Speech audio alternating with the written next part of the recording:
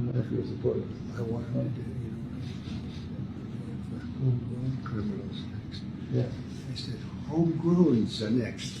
The homegrowns, you got to build about 5 more places. Yeah, that's fair. All right. About that, so American citizens, that's what they mean when they say homegrowns are next. We're going to start sending homegrown terrorists to this El Salvadorian prison, which again is unconstitutional. You can't just fucking send an American citizen to a different fucking country. But of course, this guy was never convicted of terrorism either. But you idiots that are defending this think that this isn't going to come for you too. They're literally telling you it is. They're literally telling you it is. This is what authoritarianism looks like. Donald Trump have both confirmed that they are looking into possibly sending American citizens to El Salvador after yesterday's hot mic moment in which Donald Trump said that he wants to send homegrown individuals to El Salvador and asked El Salvador's president to build 5 facilities. White House Press Secretary Caroline Leavitt, during her press conference today, confirmed that they are looking into it and that she's going to get back to the press as to what they're going to do. Donald Trump today confirmed in a Fox News interview that he wants to send these quote-unquote homegrown violent criminals to El Salvador, and he is also looking into it. It is clear that there is a significant push within the Trump administration to set some type of policy or find some type of policy workaround in which the administration can send American citizens, whether they are violent or non-violent, to El Salvador. Information was leaked that they are planning on rounding up legal U.S. citizens now. Because there's already multiple people who they've rounded up who courts can confirm have no criminal history, despite the fact that they are insisting there is one for no reason. Start with the immigrants and the fake news, and then you go on to the criminals, and then you broaden the definition of what criminal is. Until you have the White House tweeting out things like this. I'm sorry, is no one going to acknowledge that this feels like a legitimate threat of some sort? Why aren't we talking about this? Because today, officially, at a meeting with the president of El Salvador, we heard Donnie hear that they were going on to the homegrown ones next. Homegrowns meaning people who were born here and are U.S. citizens. That's the President of the United States wanting to put American citizens in foreign jails.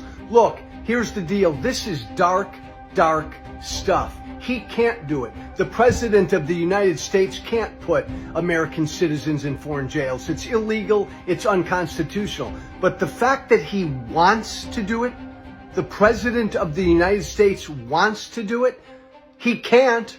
A dictator could do it. Authoritarian regimes do it. They do it. But the fact that he wants to do it, man, that should be an impeachable offense. And Republicans, they won't say shit. The President of the United States said again he wants to put American citizens in foreign gulags, and Republicans won't say shit. We have to fight with everything we've got. We have some breaking news. Trump just announced a terrifying plan to deport natural-born U.S. citizens to El Salvador. On order questioned Trump about the president of El Salvador's offer to house American prisoners, to which Trump replied that he, quote, loves the idea of deporting Americans to El Salvador.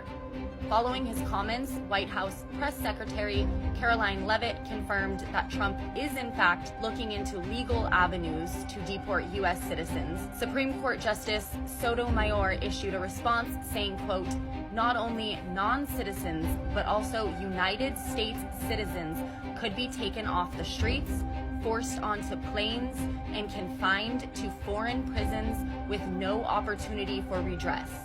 It shouldn't matter whether you're on the left or the right. This should send chills down the spine of every single American. Allowing U.S. citizens to be deported to a foreign country would mark the total collapse of our constitutional protections. Protests could be criminalized, political enemies could be arrested, and marginalized communities would almost certainly be targeted. Are a cautionary tale for every single American. If this administration will start to strip away the constitutional rights of people who have the right to be in this country, they will start with the people who are vulnerable, whom they can paint as undesirable, even if they lie about that, and they will slowly move on to other folks. In fact, we've seen that start to happen already. Legal residents have been harassed. DACA recipients have been harassed. Even United States citizens have been harassed by this administration. It makes you wonder whether we're in America. It's up to all of us to stand up for the rule of law, to stand up for our constitutional rights. People from across the political spectrum, conservative and liberal, have spoken out about how scary this is, about how scary the Trump administration is becoming, about deportations. And President Bukele is responsible for that.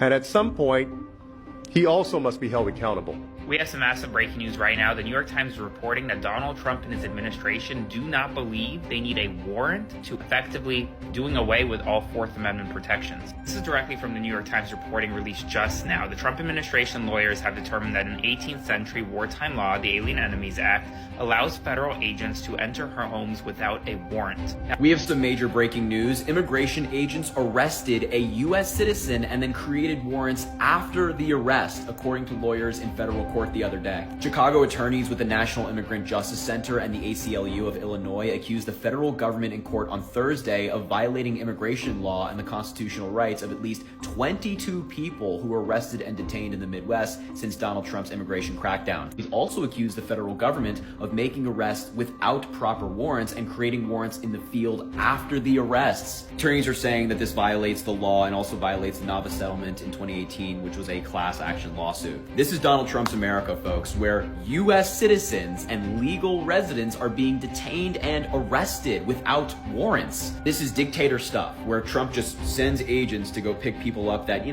just doesn't really like.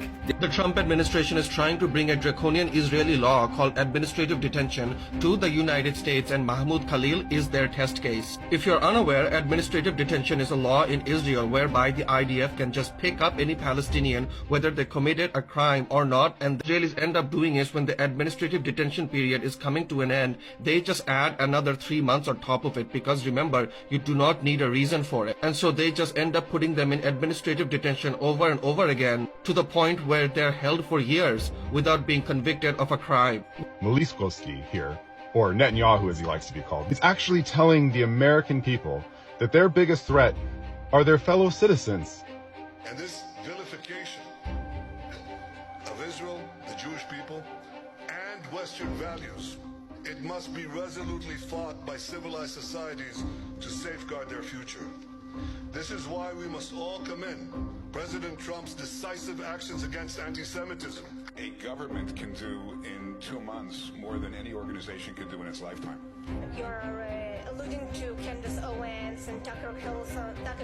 Yeah, none of them are any good. On the right, on the left, I don't like any of these anti-Semites. And this vilification, anti-Semites, most of these people running around, we're not going to win their hearts and minds because they don't have hearts and they don't have minds. Vilification. So, how are we gonna, there's no reason to think we're ever going to convince them, but we can deport them, we can put them in jail, we can make their lives miserable, we can cut off their funding, and that's what the Trump administration is doing for the first time. Imagine if the President of the United States went to a foreign nation and told their president that they need to deport their own citizens who are anti-American. What would you think of that nation's president if he complied? Why on earth would Candace Owens or Tucker Carlson not be able to criticize a foreign country? Netanyahu has convinced the American people that there's this radical Islam. There's no radical Judaism.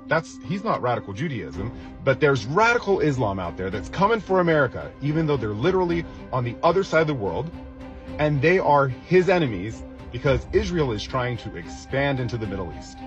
This is just a reminder that Auschwitz is in Poland. It's not in Germany. And if you understand what that means, good. Clapper.